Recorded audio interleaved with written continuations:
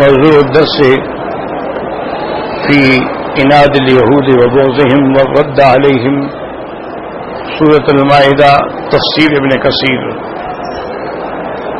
الحمد لله رب العالمين والصلاة والسلام على أشرف الأنبياء وسيد المرسلين سيدنا محمد وعلى آله وصحابه أجمعين. اللهم صل على سيدنا محمد وعلى آل سيدنا محمد كما صليت على إبراهيم وعلى آل إبراهيم في العالمين إنك حميد مجيد. أعوذ بالله من الشيطان الرجيم. بسم الله الرحمن الرحيم.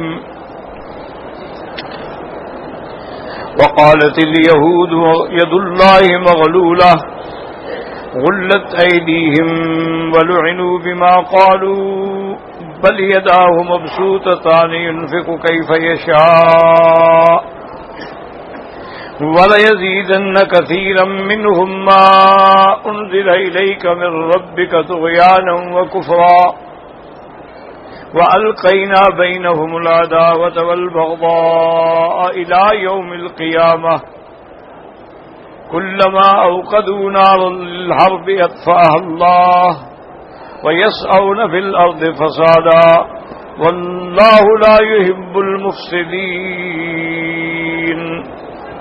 ولو أن أهل الكتاب آمنوا واتقوا لكفرنا عنهم سيئاتهم ولأدخلناهم جنات النعيم.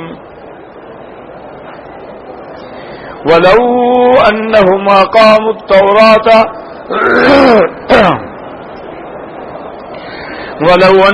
أقاموا التوراة والإنجيل وما أنزل إليهم من ربهم لأكلوا من فوقهم ومن تحت أرجلهم منهم أمة مقتصدة وكثير منهم ساء ما يعملون. قال المؤلف والمفسر رحمه الله تعالى أدام النفع بعلومه وعلومكم في الدارين آمين إلى أن قال وكذا روى عن مجاهد وإكرمة وقتادة والسدي والضحاك وقرأ ولا تجعل يدك مغلولة إلى عنقك ولا تبسطها كل البسط فتقعد ملوما محسورا، يعني أنه ينهى عن البخل وعن التبذير وهو زيادة الإنفاق في غير محله، وعبر عن البخل بقوله ولا تجعل يدك مغلولة إلى عنقك، وهذا هو الذي أراد هؤلاء اليهود علیہم لائن اللہ. ابو مفسر رحمۃ اللہ علیہ فرماتے ہیں کہ حضرت مجاہد، حضرت اکرمہ، حضرت قتادہ، حضرت سدی والضحاک، ان سب نے فرمایا ہے کہ لا تجعل یدک مغلولۃ، اللہ نے فرمایا کہ اپنے ہاتھوں کو اپنی گردن پہ باندھ کے نہ رکھو. یہ مثال ہے، کنایا ہے کہ بخل نہ اختیار کرو.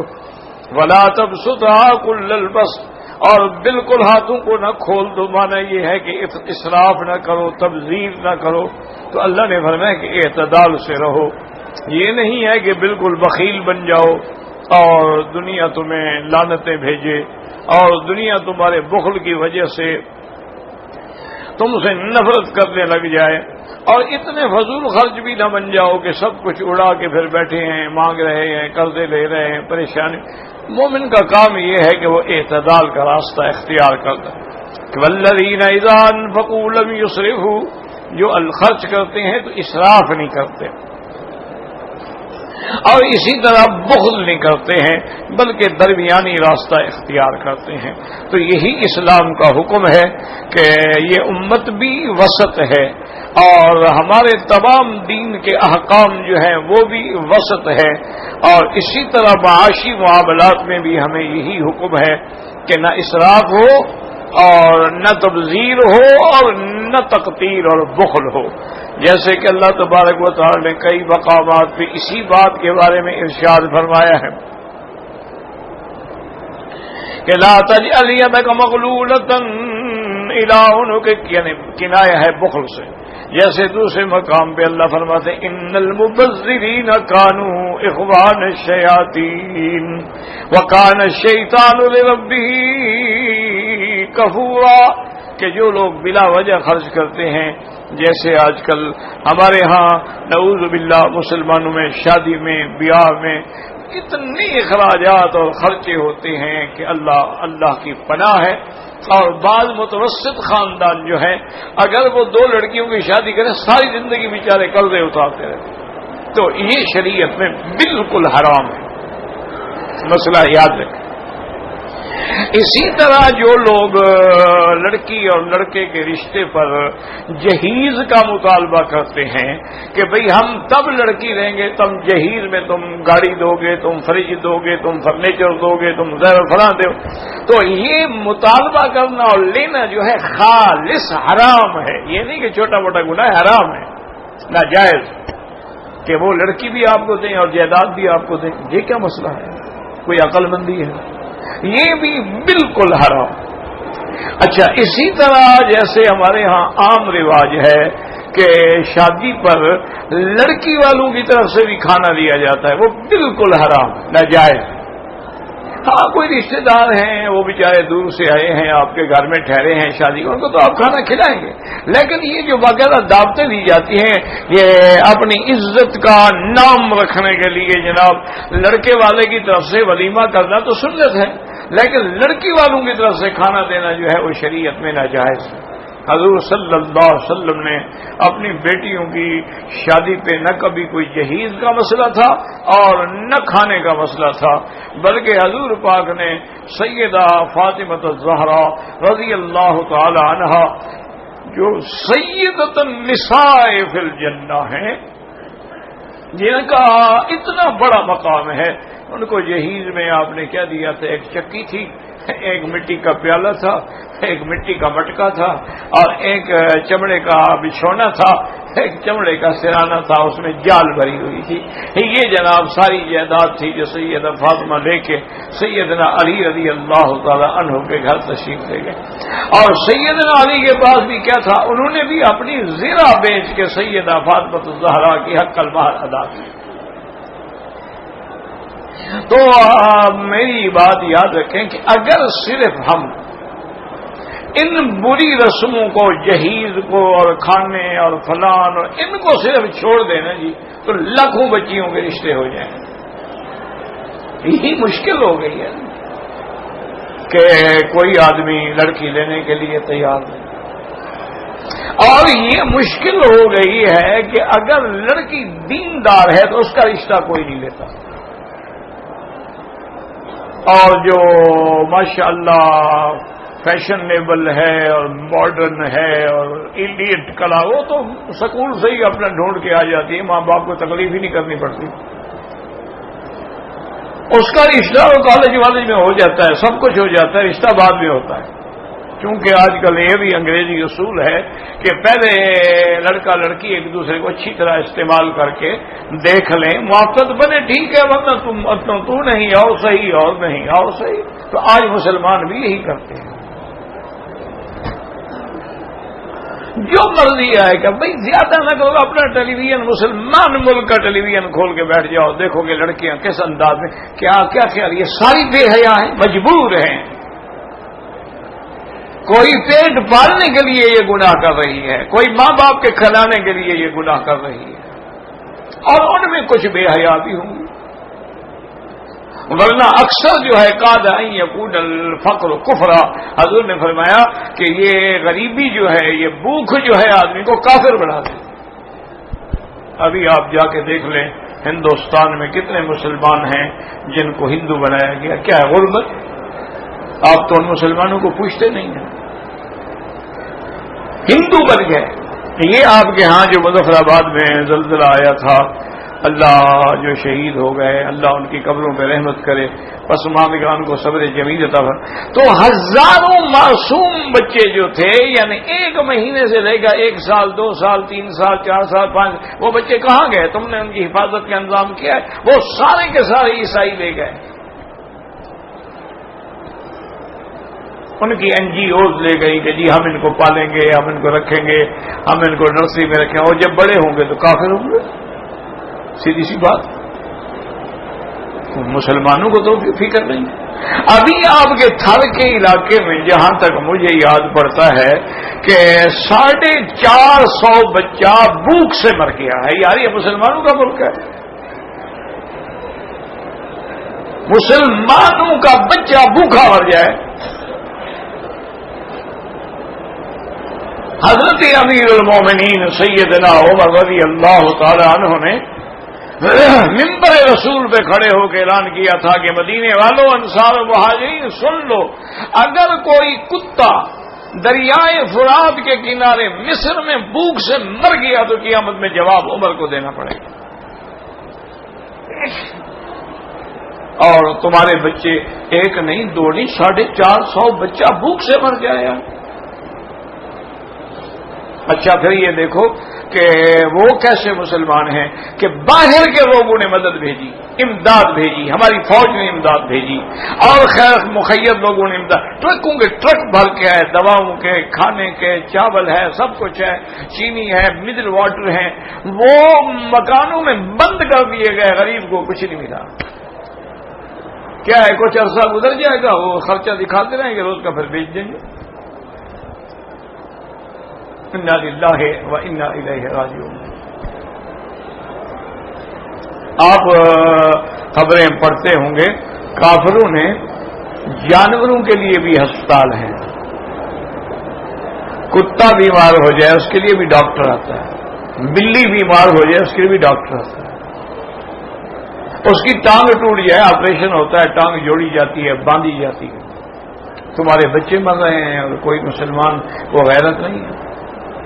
4 میل سے نوجوان لڑکیاں گھڑے سر پہ رکھ کے پانی بھر کے آ رہی ہیں، پانی نہیں ہے. آپ کا کیا خیال ہے؟ یعنی آپ کے تھر میں اور سندھ میں سکھر ہے، نواب شاہ ہے، حیدرآباد ہے، دادو ہے، یہ سارے علاقے ان میں سب غریب رہتے ہیں، امیر لوگ نہیں ہیں، جن کے کتے بھی کیک کھاتے ہیں، جن کے کتے بھی مکھن کھاتے ہیں، جن کے گھوڑوں کو مربے کھلائے جاتے ہیں. تو یاد رکھیں بہرحال ہمیں تو یہ بات سمجھ نہیں آتی کہ وہ کیسے مسلمان ہیں اور کیسے یہ بھی دعوے کرتے ہیں کہ جی ہم بڑے مدد کر رہے ہیں غریبوں کی اور غریبوں کے نمائندے ہیں. انا للہ و انا الیہ راجعون. دوائیں ٹرک بھر بھر کے دریا میں ڈال دیتے ہیں، غریب کو نہیں دیتے.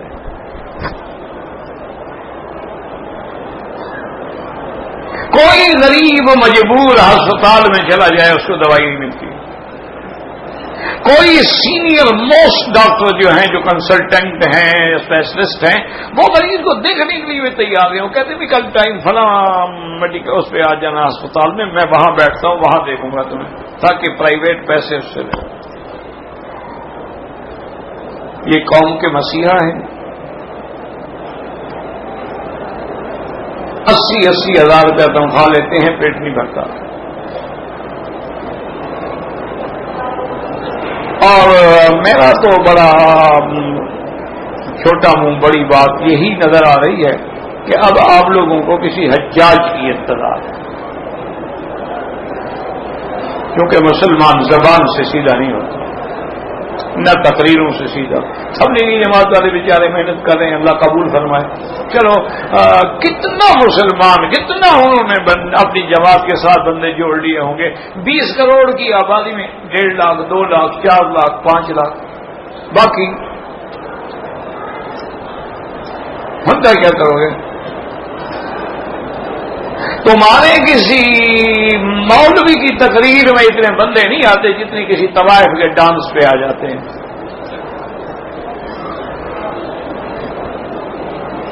یا عورتیں ناچ کر رہی ہیں پھر بڑے لوگ آتے ہیں. انا للہ و انا الیہ راجعون. دعا کریں اللہ انہیں بھی ہدایت دے، اللہ ہمیں بھی ہدایت دے. ہمارے مولوی صاحبان، میری اپنی برادری کی بات ہے، ان کے دسترخوان پہ کھانے دیکھ کے آپ دنگ رہ جائیں گے. کسی نواب کے کھانے بھی ایسے نہیں ہیں.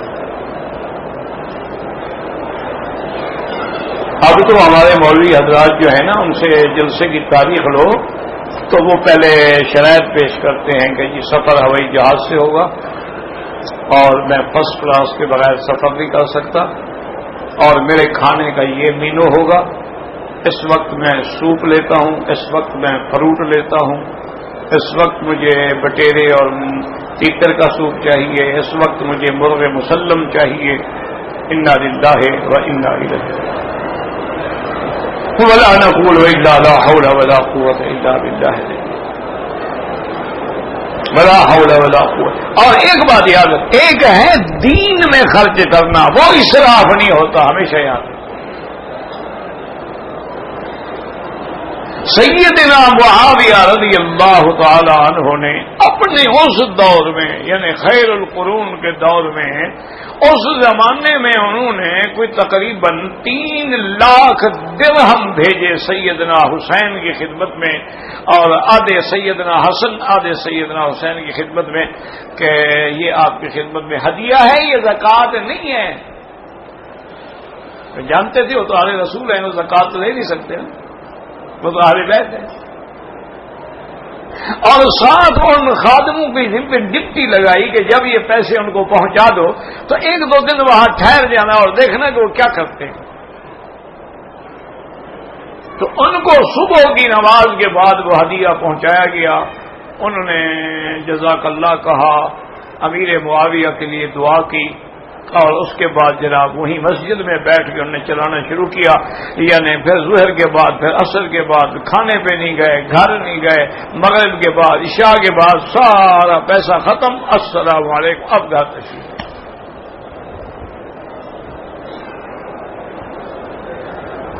اور دونوں بھائیوں نے یہ کیا۔ حضرت امیر معاویہ رضی اللہ تعالی عنہ کی خدمت میں جب قاصد آیا، آپ نے فرمایا ہاں ماذا فعلوا، کیا کیا؟ انہوں نے کہا جیسا وہ تو مسجد میں بیٹھ رہے بیچارے، کھانا بھی نہیں کھایا، ناشتہ نہیں کیا، دوپہر کا کھانا نہیں کھایا، جب تک پیسے چلا نہیں لیے اٹھے ہی نہیں۔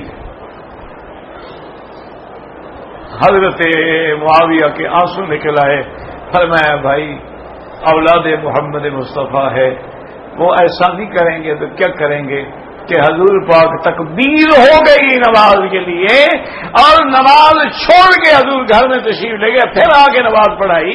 صحابہ نے پوچھا بیمار آیا رسول اللہ؟ فرمایا مجھے یاد آیا کہ میرے گھر میں 1 دینار پڑا ہے، میں نے کہا لا ينبغي لنبی، اللہ کے پیغمبر کی شان کو زیبا نہیں ہے کہ اس کے گھر میں سونا پڑا ہو اور وہ نماز پڑھا رہا ہو۔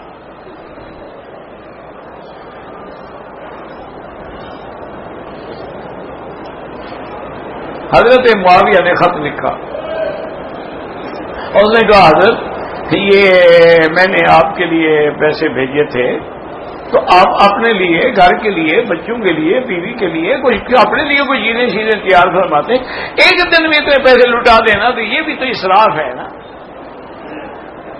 تو حضرت حسین نے جواب میں لکھا کہ امیر المؤمنین معاویہ رضی اللہ عنہ لا اسراف فی الخیر، کہ خیر کے کام میں اسراف نہیں ہوتا، اگر گناہ کے کام میں تم نے 1 ریال بھی لگایا ہے تو وہ اسراف ہے، وہ ناجائز ہے، اور خیر کے کام میں ساری جائیداد بھی لگا دو تو کوئی اسراف نہیں ہوتا۔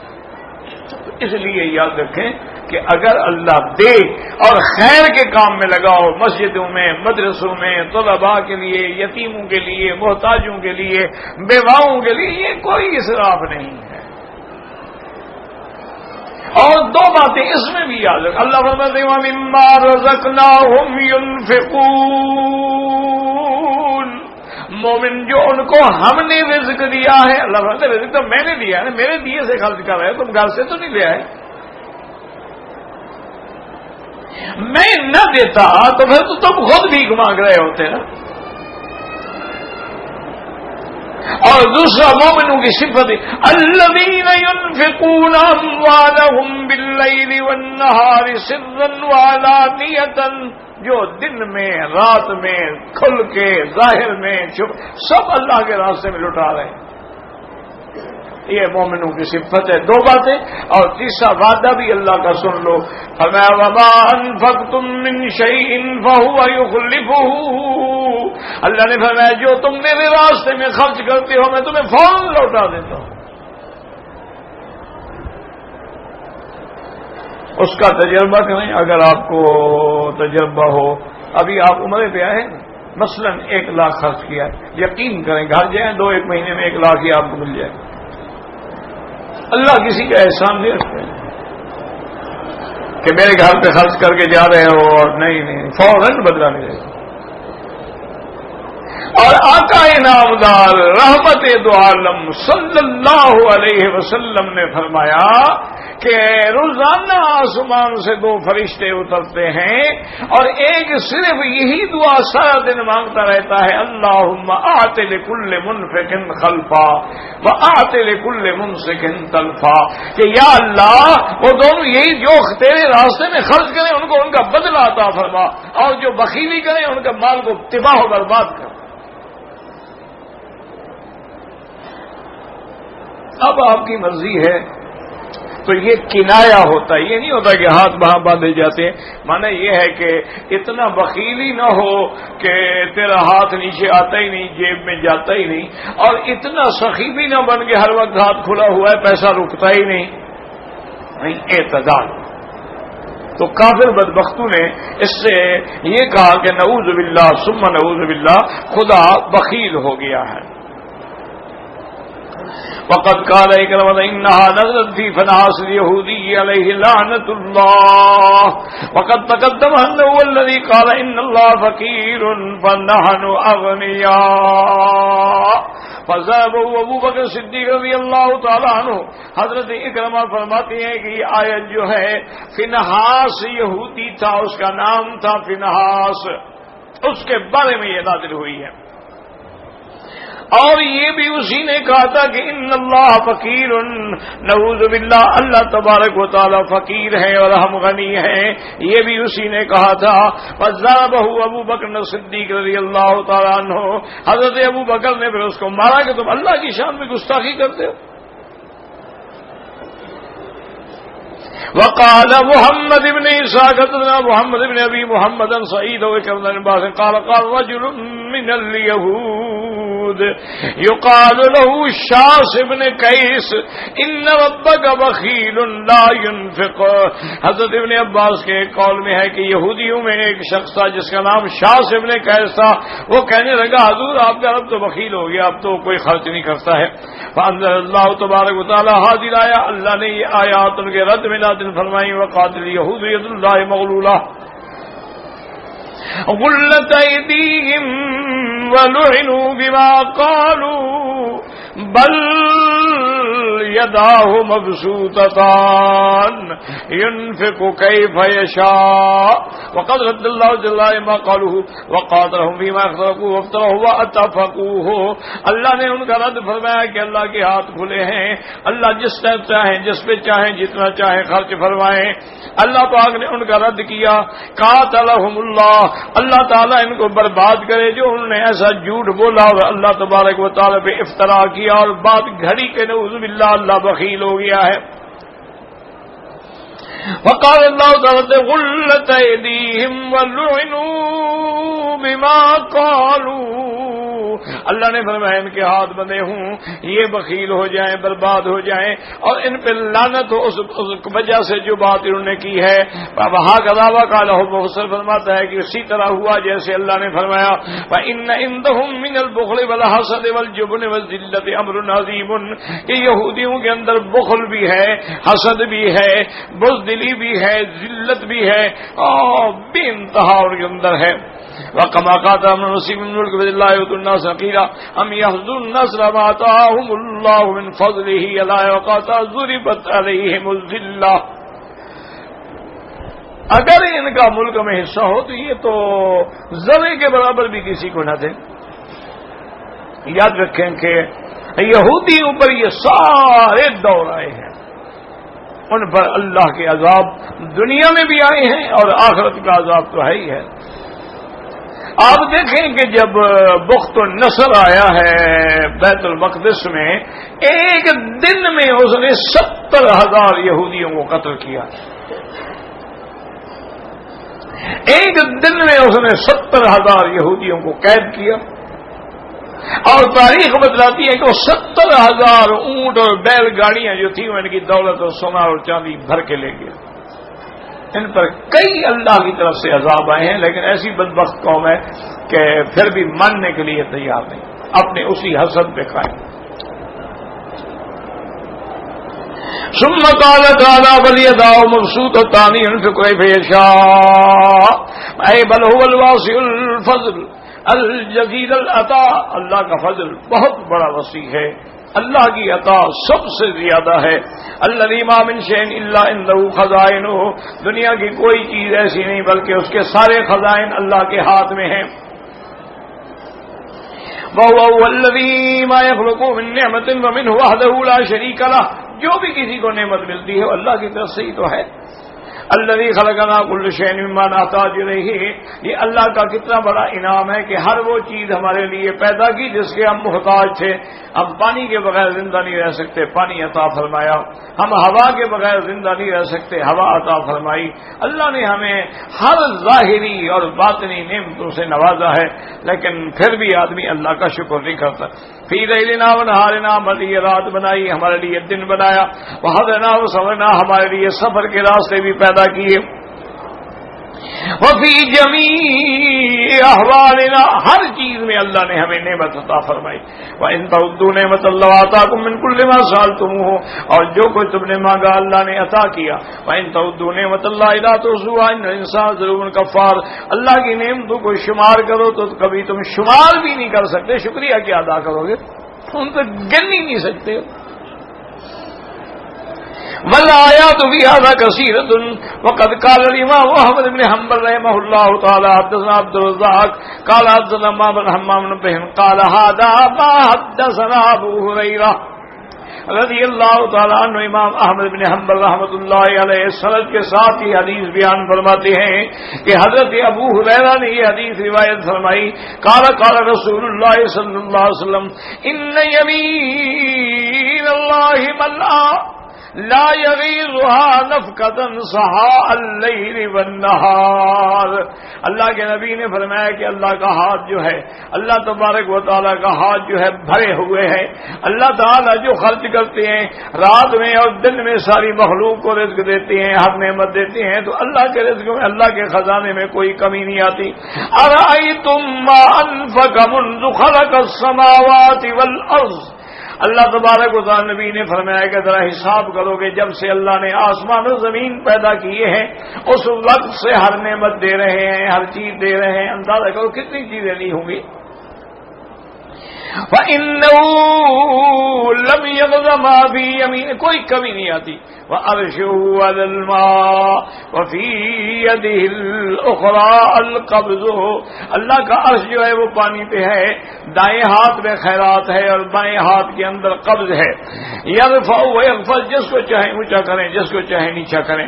يَقُولُ تَبَارَكَ أَنفِقْ عَلَيْكَ، اللہ فرماتے ہیں میرے بندے اپنے اوپر بھی خرچ کرو، اپنے اوپر بھی خرچ کرو۔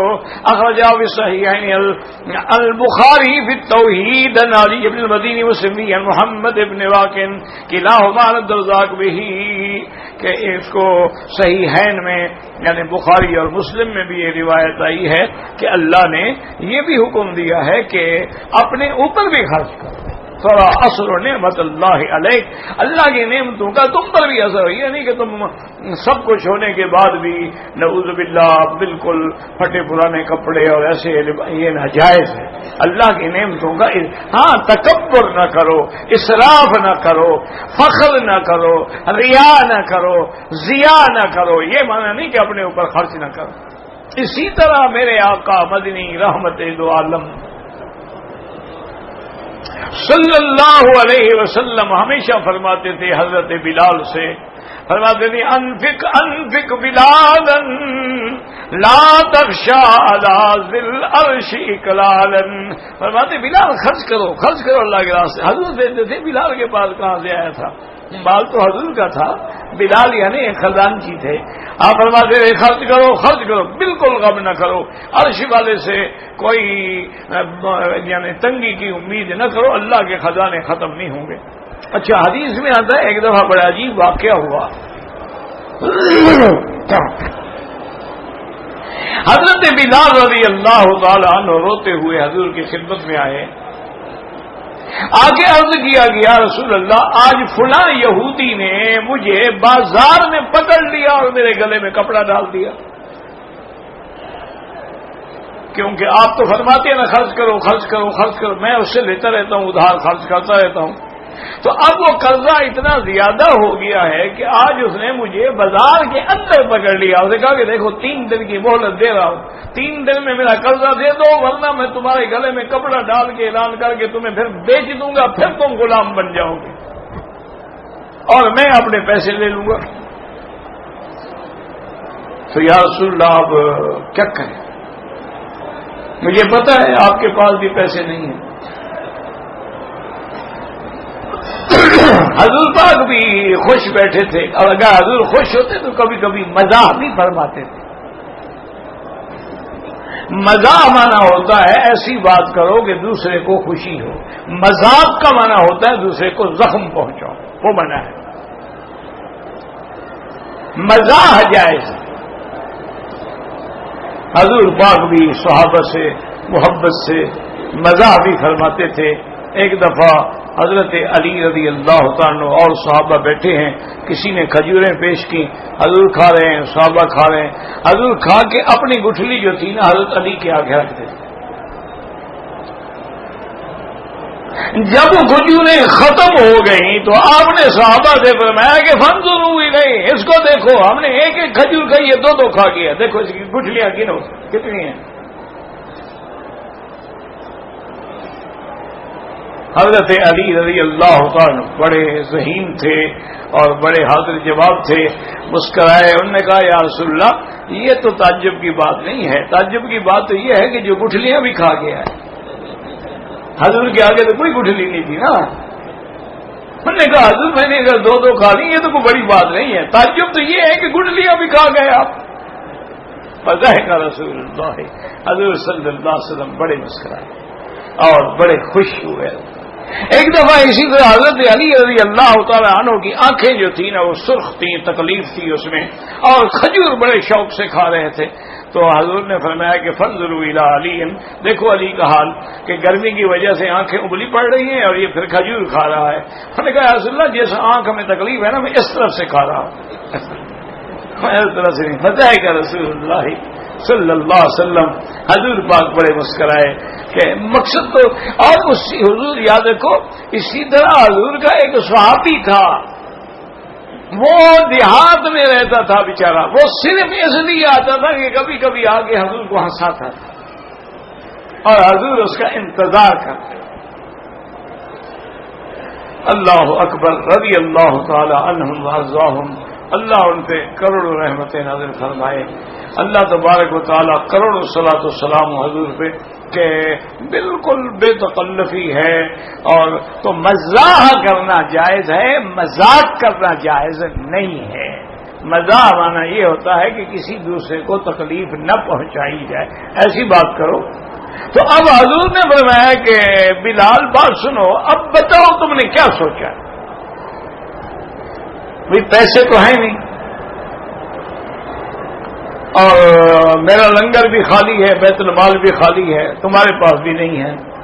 ہر بنا کا حضور میں نے ایک ترکیب سوچی ہے. اور میں کیا سوچا ہے؟ اور نے کہا حضور یہ ہے کہ میں گم ہو جاتا ہوں، میں یہاں سے مدینے سے نکل جاتا ہوں، کسی پہاڑوں کی غاروں میں جا کے چھپ جاتا ہوں. اتنے میں جب اللہ آپ کے پاس بھیجے گا اور جب آپ قرض ادا کر دیں گے تو مجھے بھی انشاءاللہ خبر پہنچ جائے گی، میں واپس آ جاؤں گا. اور جب تک قرض ادا نہیں ہوگا میں ہوں نہیں تو کیسے بیچے گا مجھے، یہودی کہاں سے پکڑے گا. حضرت نے فرمایا اچھا ہاں بھائی ٹھیک ہے، تجویز تو تمہاری ٹھیک ہے لیکن چلو صبر کرو.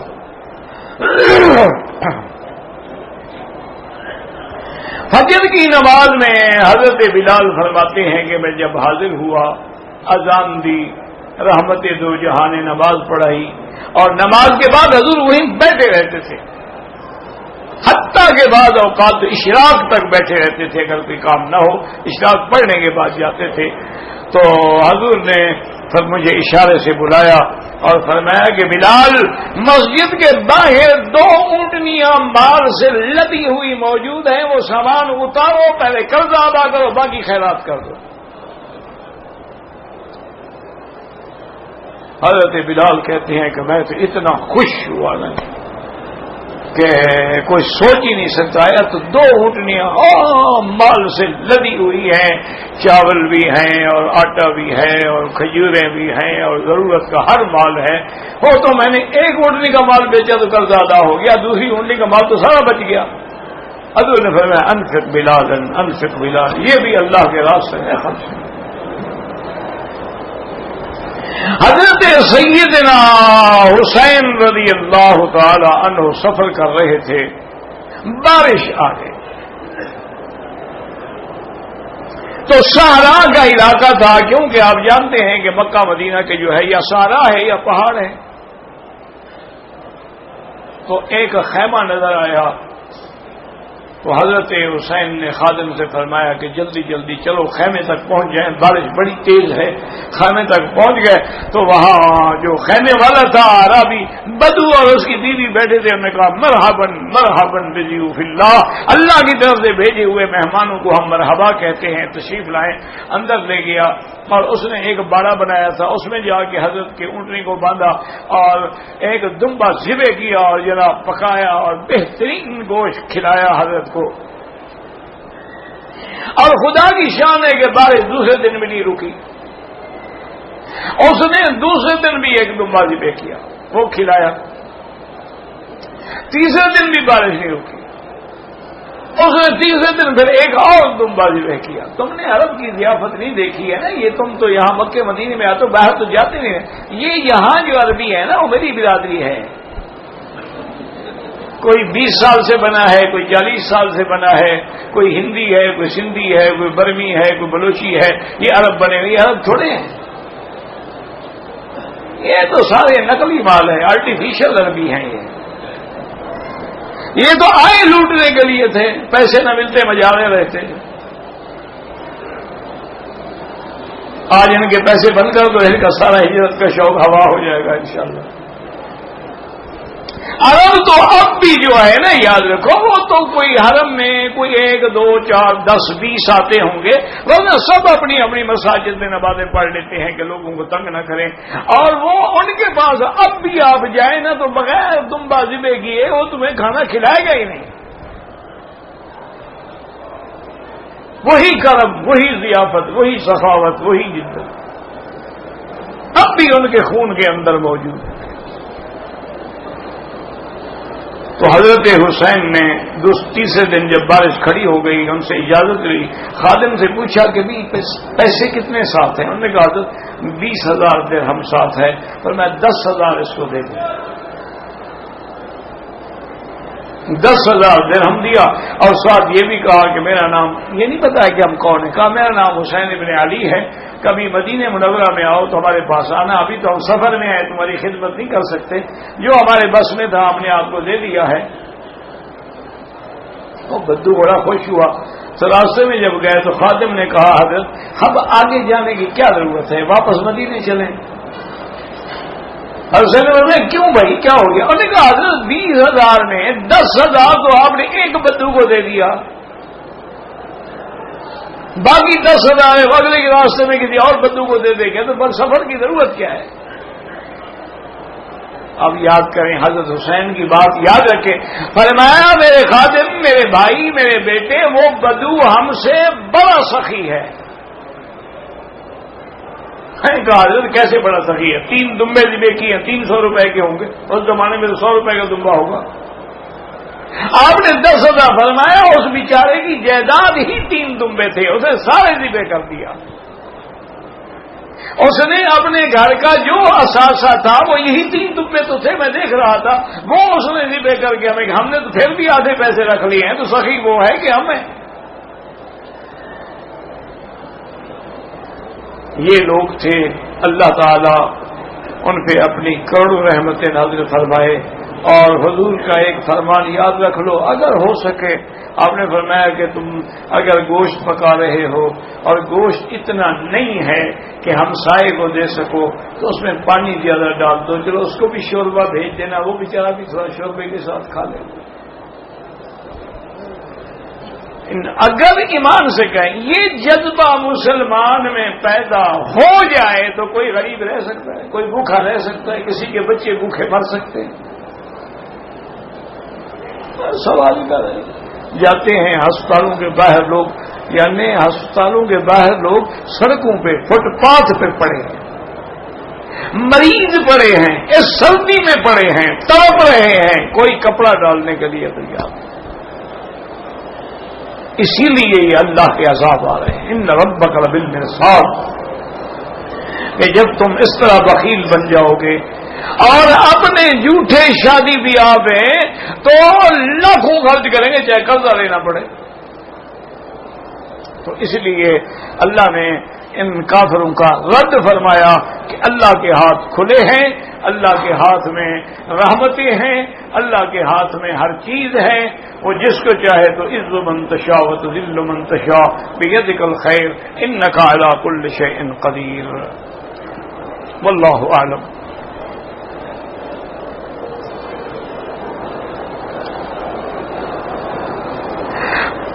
اگر کسی نے طواف کیا، صفا مروا کر لیا، حلق کرنے کے لیے لیکس کا صابن لگایا کہ بال نرم ہو جائیں، کیونکہ فوراً اس طرح پھروا دیا گیا ہے تو اس لیے 10-20 ریال خیرات کرنے دم نہیں پڑے. دم ہے کہ 2-4 گھنٹے خوشبو لگی رہے.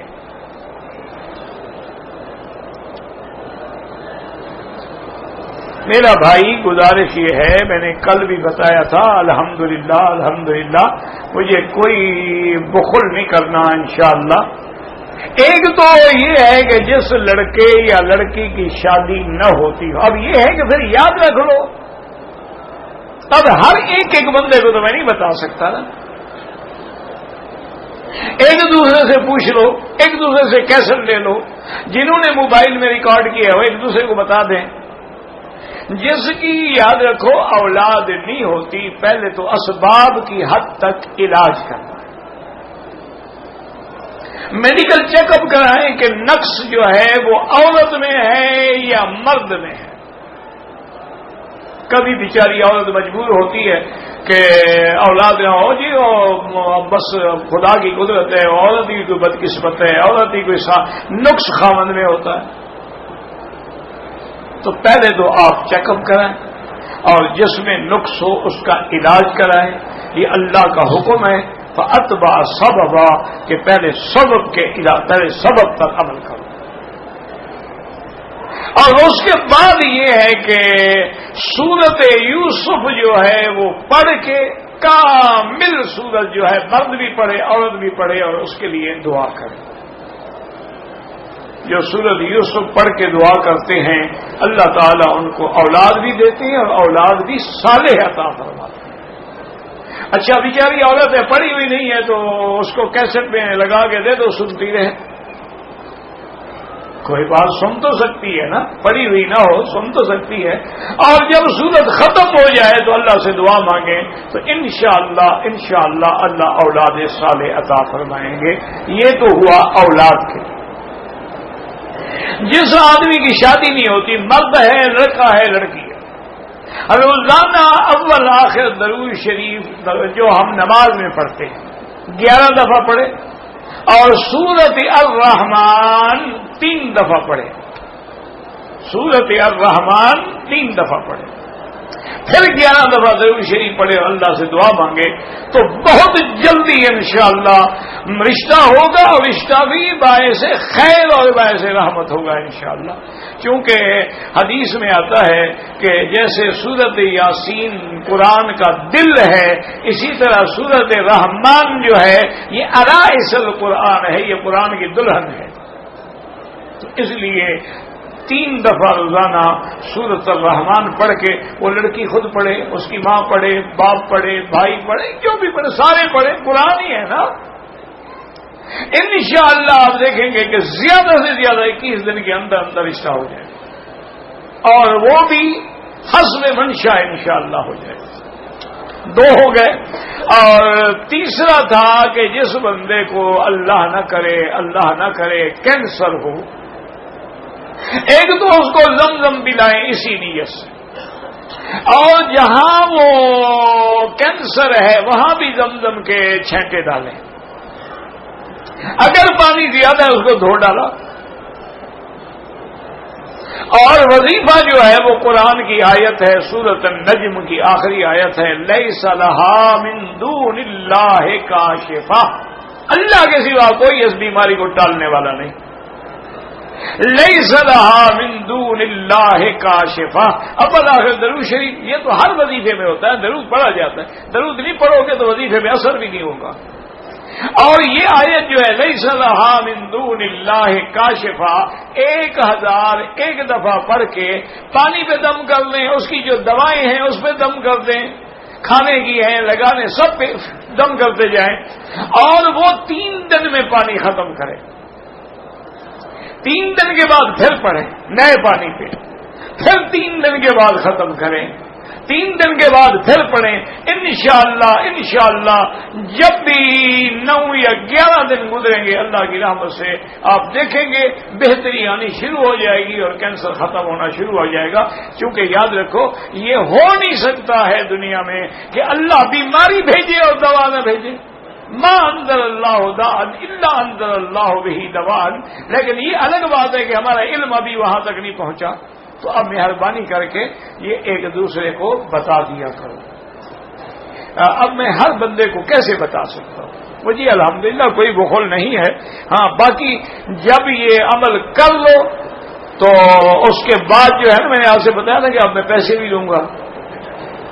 خود جس کا بچہ ہو جائے وہ بھی 1000 ریال آ کے خوشی سے خود جمع کرائے گا، اور جس کا کینسر چلا جائے وہ بھی 2000 جمع کرائے گا. جس کی شادی ہو جائے غریب ہو تو 500 ورنہ 1000. جب ہو جائے اپنی مرضی سے دے دو، پہلے میں نہیں مانتا.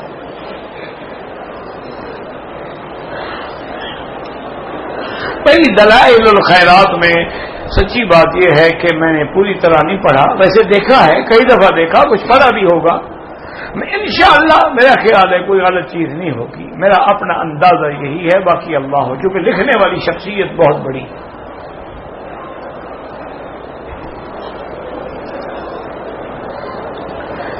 اگر سونے سے نیند آ جائے پھر وضو ٹوٹ جاتا. ایسے لیٹا ہوا ہے وہ نیند نہیں ہے تو پھر نہیں وضو ٹوٹتا. لیکن اگر نیند آ جائے یا بیٹھے بیٹھے اونگ آ جائے وضو نہیں ٹوٹتا. ٹیک لگا کے بیٹھے اور اونگ آ جائے تو وضو ٹوٹ جاتا.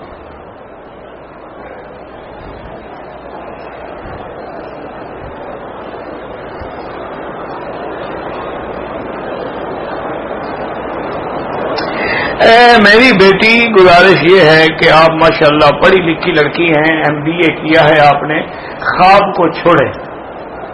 مجھے تو بتایا نا آئندہ کسی کو نہ بتائیں. جب بھی ایسا خواب نظر آئے اپنے بائیں طرف 3 دفعہ تھوک دیں، لا حول ولا قوت الا باللہ العلی العظیم 3 دفعہ پڑھ لیں، کچھ بھی نہیں ہوگا. چھوڑ دیں ان خیالات. اور جہاں تمہارا رشتہ ہو پہلے استخارہ کریں. دعا استخارہ ملتی ہے، 2 رکعت پڑھیں، وہ دعا استخارہ سمجھ نہ آئے پھر استخارہ کریں، سمجھ نہ آئے پھر استخارہ، حتیٰ کہ 7 راتوں تک استخارہ کرتے رہیں. پھر جو اللہ چاہیں گے اسی میں خیر ہوگی. باقی بھول جائیں ابھی خواب دیکھا بناؤ، یہ ہوتا رہتا ہے. عورت حیض کے دوران میں قرآن کو ہاتھ نہیں لگا سکتی. قرآن کو ہاتھ لگانے کے لیے پاک ہونا شرط ہے.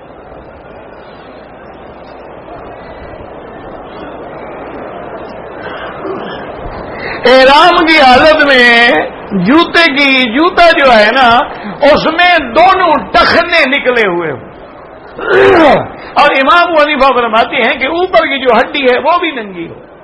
وہ کہتے ہیں وہ بھی ٹخنے میں شامل ہے. باقی ائمہ کے نزدیک یہ ہے کہ ٹخنے نکلے ہوں، باقی اگر پاؤں چھپا ہے تو کوئی حرج نہیں.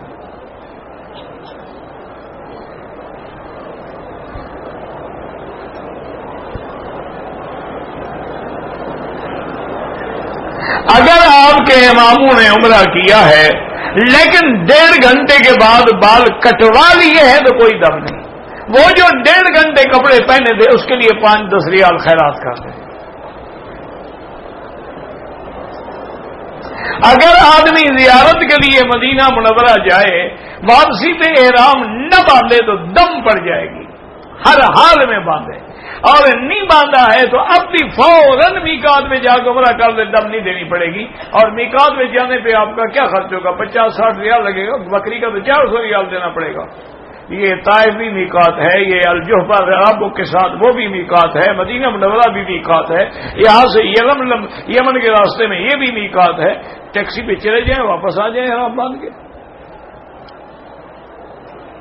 اسلام میں داڑھی کا حد مقرر ہے ایک مشت، کیونکہ حضور کی داڑھی کے بارے میں صحیح روایات میں ہے کہ آپ کے سینے مبارک تک آتی ہے۔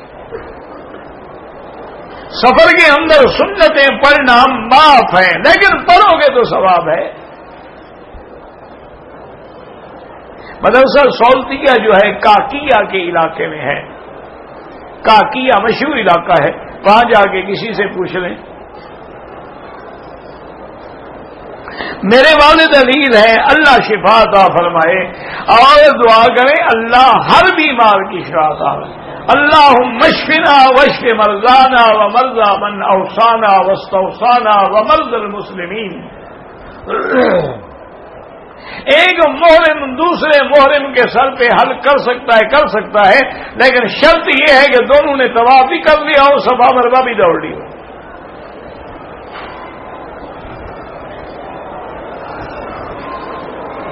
اگر عمرے میں طواف کے دوران پیشاب کرنے کی تکلیف ہے تو حاجت چھوڑ دو، طواف وضو کرو، پھر آگے شروع کرو۔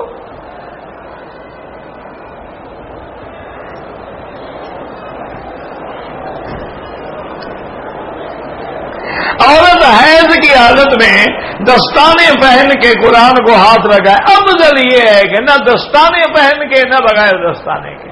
بعض علماء اجازت دیتے ہیں کہ اگر وہ حافظ قرآن ہے، معلمہ ہے، مدرسہ ہے، پڑھانے والی ہے تو دستانے پہن کے ہاتھ رکھ کے اشارہ کرتی رہے تو کوئی حل نہیں۔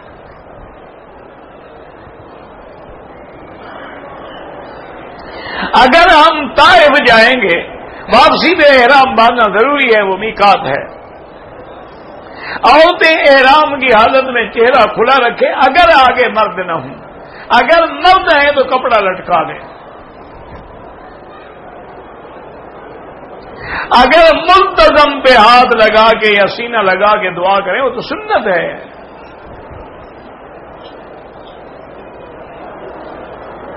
میں نے مدینے سے نیت کی تھی کہ مسجد عائشہ سے جا کے عمرہ کروں گا، ایک بکری دم ادا کرو آرام سے۔ آپ نے مدینے سے احرام باندھنا تھا، یہ تمہاری نیت سے تو نہیں تھا نا کہ اب جب میں گھر جاؤں گا تو وہاں سے احرام باندھوں گا۔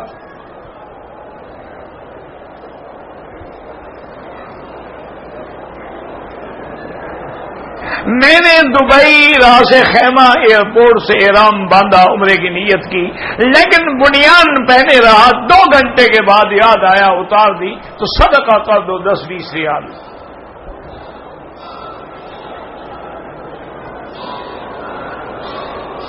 میرے بیٹے کا نام ہے خالد، پتہ نہیں جلیل الرحمان رکھا ہے، ٹھیک ہے کوئی بات نہیں۔ عمرے کا طواف ہو یا نفلی طواف ہو، حجر اسود کو بوسہ دینا سنت ہے یا اشارہ کرنا سنت ہے۔ اگر آپ نے اس کے بعد صفا دوڑنی ہے تو پھر بھی اشارہ کر کے جائیں گے، وہ نواں استلام ہو جائے گا۔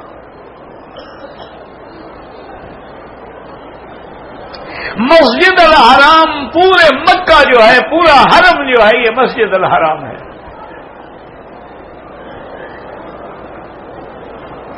اگر آپ کو پیشاب کے قطرے گرنے کا وہم، ایک ہے وہم کا تو کوئی علاج ہی نہیں ہے۔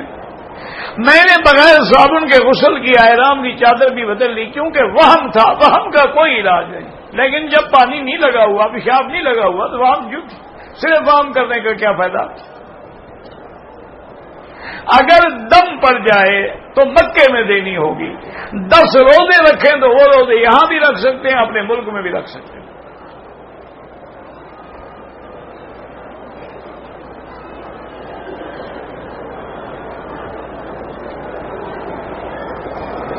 آپ نے ماہواری کو کو بند کرنے کے لیے گولیاں کھاتی رہیں لیکن پھر بھی سرخ دھبا لگتا رہا تو بہرحال حیض تو نہیں آیا نا کھل کے.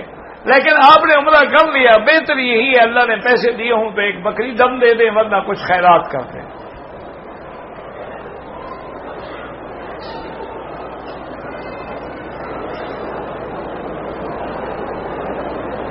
میرا نکاح جو ہے حرم میں ہو، بھائی اس کے لیے اجازت ضروری ہوتی ہے. یا تو آپ محکمے میں جا کے اجازت لیں، کیونکہ جو حرم میں نکاح ایسے زبانی کلامی پڑھائیں گے اس کا کوئی ریکارڈ نہیں ہوگا، لکھت پڑھت نہیں ہوگی تو بعد میں آپ کو تکلیف ہوگی. اگر حرم سے حلق سے پہلے احرام کھول دیں تو کتنی دیر کے بعد پھر حلق کیا یا نہیں کیا؟ اگر 12 گھنٹے گزر گئے حلق بھی کرائیں اور ایک دم دے دیں. اگر طواف کے دوران وضو بار بار ٹوٹ جاتا ہے کوئی حرج نہیں، ایک دفعہ کر کے پھر کرتے رہو، ٹوٹتا ہے تو ٹوٹ جائے.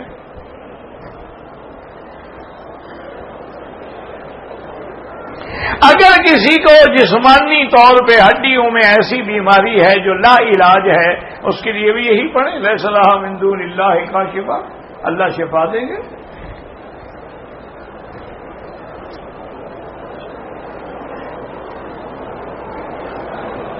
انتقال کا معنی ہوتا ہے منتقل ہونا. تو کون کہتا ہے انتقال؟ ہم تو کہتے ہیں مر گئے.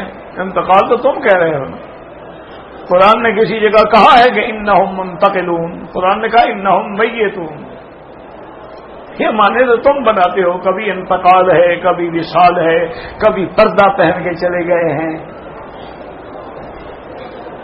مر گئے ہیں جناب، سب نے مر. کل نفس ذائقۃ الموت. اور اللہ انک میت و انہم میتون، منتقلون نہیں فرمایا. پاکستان میں عید میلاد النبی بڑے جوش سے مناتے ہیں اور 63 من کا پتہ نہیں کیک بنایا ہے. ٹھیک ہے تو پوری اتباع کر رہے ہیں نا کافروں کی. وہ بھی تو ہیپی برتھ ڈے پہ کیک بناتے ہیں نا. یہ پوری اتباع کر رہے ہیں ماشاءاللہ، بڑے سمجھدار لوگ ہیں. اتنا بھی ان کو حیا نہیں آتا کہ حضور نے تو ساری زندگی کبھی کیک دیکھا بھی نہیں ہوگا. تم حضور کے عشق میں کیک کھا رہے ہو. انا للہ و انا، دعا کرو اللہ ہدایت. ہمارے کوئی دشمن تو نہیں ہے نا، اللہ کے گھر میں بیٹھے اور دعا کرو. عشق رسول ہے لیکن پٹڑی غلط ہے. آپ نے مدینے جانا ہو اور جدے کی سڑک پہ آپ چلے جائیں، کار 200 کلومیٹر پہ بھی بھگائیں، مدینہ تو نہیں آئے گا. آپ تو جا بھی رہے ہیں، دوڑ بھی رہے ہیں، محنت بھی کر رہے ہیں. مدینہ تب آئے گا جب مدینے کی سڑک پہ چلو گے. اہدنا الصراط المستقیم. میں پاکستانی ہوں، چلا جاؤں گا. یہ میں نے بتا دیا نا بے اولاد کے لیے سورۃ یوسف. اہل بدعت اہل حق کو خارجی کہتے ہیں، کہتے رہے. یہ تو فرعون نے بھی کہا تھا کہ ذرنی اقتل موسیٰ، مجھے چھوڑو میں موسیٰ سے قتل کر دوں. کہ وہ چاہتا ہے ان یبدل دینکم او ان یظہر فی الارض الفساد، یا تمہارا دین بدل ڈالے یا وہ فساد بچائے. یعنی نبی فساد کر رہا ہے، کہنے والا فرعون ہے. تو اہل بدعت کہتے ہیں تو کہتے رہیں. شیعہ پڑوسی ہو بالکل کھانا دے سکتے ہیں، مریض ہو علاج کروا سکتے ہیں، دکھ سکھ میں شریک ہو سکتے ہیں، اس میں تو کوئی شک نہیں ہے. اور یہ بھی ضروری نہیں ہوتا کہ ہر شیعہ کافر ہو. شیعہ کی کئی قسمیں. بعض تو بیچارے جاہل شیعہ بنے ہوئے، ان کو تو پتہ ہی نہیں کہ شیعہ مذہب کیا ہے، ان کو تو یہ بھی پتہ نہیں.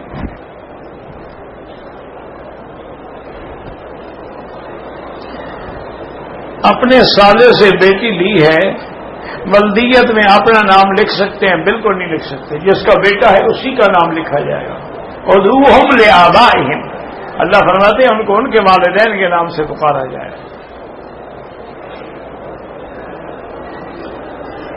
آج کل فیس بک یا سوشل ویب سائٹ استعمال کرنا جائز ہے.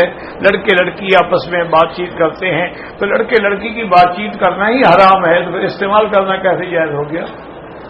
دین کے لیے استعمال کرو، قرآن کے لیے استعمال کرو. یہ ٹھیک ہے لڑکیوں سے چیٹنگ کرتے رہو تو حرام ہے. ایک مجلس میں 3 طلاق دے دی ہیں تو حنفی مسلک میں 3 ہیں. باقی کسی دارالافتاء سے جا کے پوچھیں، حنفیوں کے پاس کوئی گنجائش نہیں. وہ 3 کو 3 کہتے ہیں، 1 کو 1 کہتے ہیں، 2 کو 2 کہتے ہیں۔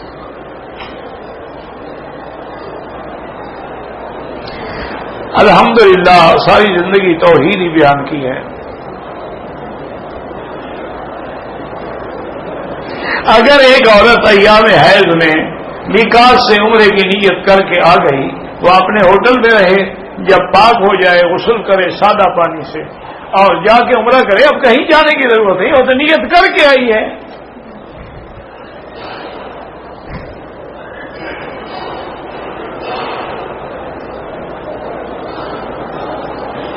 میں نے بتایا ہے نا کہ جن کی شادی نہیں ہوتی سورۃ الرحمن 3 دفعہ پڑھیں، تو 100 دفعہ تو بتا چکا ہوں نا۔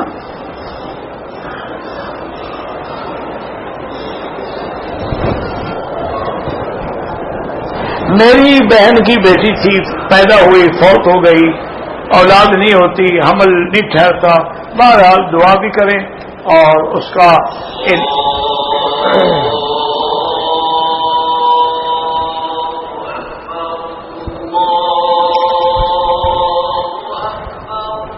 اللہ اکبر اللہ اکبر۔